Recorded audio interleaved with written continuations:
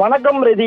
ஓட்டுநரை கையை கட்டி போட்டு தாக்கும் வீடியோ காட்சிகள் வெளியாகிய நிலையில் நேற்றைய தினம் வெளியாகி தற்போது கிளீனரை தாக்கும் வீடியோ காட்சிகள் இன்றைய தினம் வெளியாகி பெரும் பரபரப்பை ஏற்படுத்தியுள்ளது. ஏனென்றால் மதுரை மாட்டுத்தாவணி பகுதியில் உள்ள ஆம்னி பேருந்து நிலையில் தனியார் பேருந்து ஓட்டுநர் கையால் செய்தாக கூறி கட்டி வைத்து அடிக்கப்பட்ட விவகாரம் தொடர்பாக வீடியோ காட்சிகள் நேற்றைய தினம் வெளியே பரபரப்பை ஏற்படுத்தியது. ஆர்பி டிராவல்ஸ் உரிமையா மீது வழக்கு பதிவு செய்யப்படும் குறிப்பிடத்தக்கது ரீதி.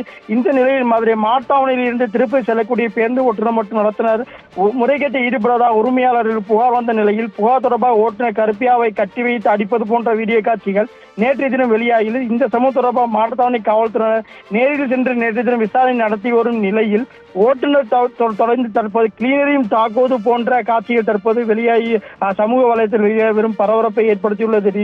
18 20 வயது மதிக்கத்தக்க அஜய் என்கிற அந்த கிளீனரை கையை பின்னால் கட்டி கன்னத்தில் அறைவது போன்றும் விசாரணை என்ற பெயரில் அவரை தாக்குவதும் போன்ற காட்சிகள் தற்போது இணையதளத்தில் வீடியோ பரவி வருகிறது.